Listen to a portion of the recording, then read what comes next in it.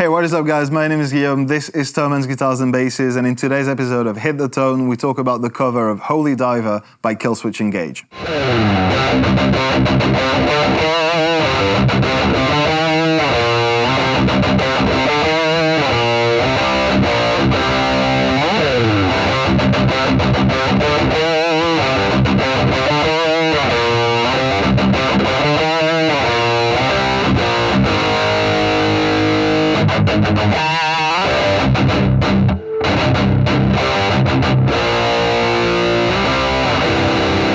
What's up guys, I hope you're all having a great day today. In this episode of Hit the Tone, we'll be talking about Killswitch Engage's cover of the famous Dio song, Holy Diver, starting with our guitar setup.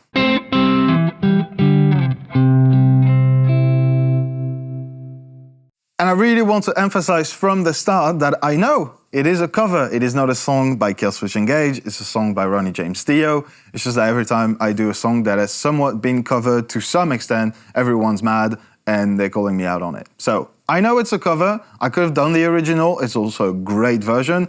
But I've always loved like the video clip for Killswitch Engage's version. Which I don't know. It's just like, it brings something else to the song. It's just so funny.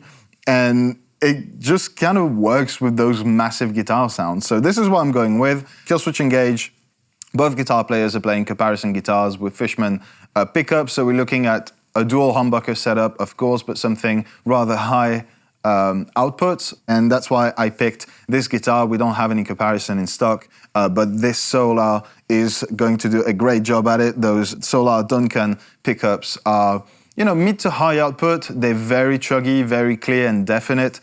So I think for that kind of metal playing, they will do just fine. I will be in the bridge position and let's have a look at our amp and pedal setup.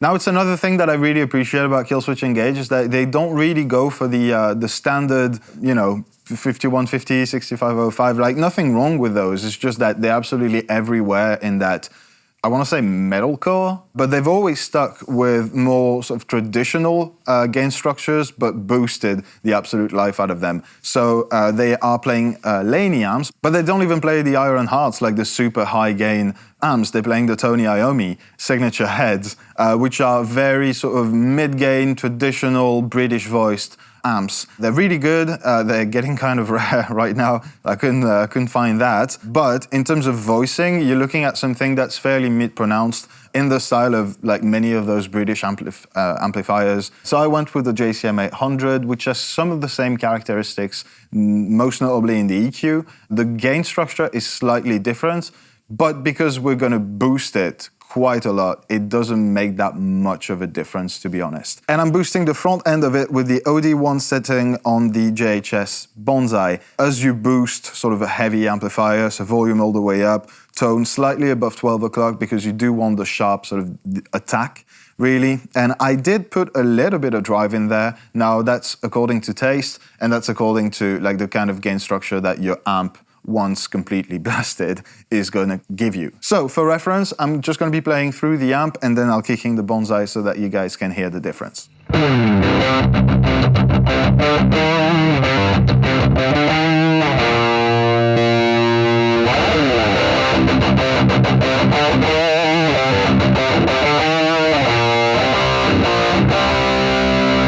So obviously the pedal is doing a lot of lifting for that amp sound, but this is what you want. This is the kind of crunch that you're looking for if you want that kind of, you know, high gain, but still British, sort of mid-pushy sound. You can somewhat get close to that if you go for like a high gain pedal or even just a high gain sort of metal-oriented head, but you really want to be careful not to push the gain too much on it. Otherwise, it's just going to be fizzy, it's going to be harsh and sort of ice-peaky in the treble.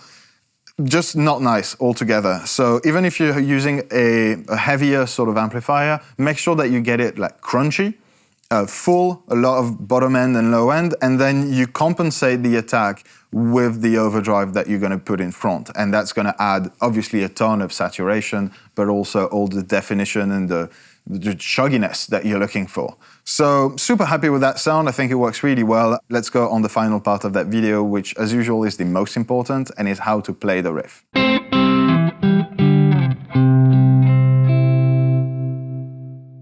And just a quick word before we get started on the tutorial, your guitar has to be tuned in drop C for that song. So if it's your first time dropping your guitar, it's going to be awesome. Have fun, but keep in mind that you might have to change your strings because you're dropping all the strings a full step down to D standard and then another step for the low D down to C. So for reference, on a like 25.5 scale length guitar, I'm using 11 to 54. I think that's a pretty good fit if you're looking for help down tuning for the first time. I'm happy to be your guide. But with that said, let's have a closer look at how to play the riff exactly.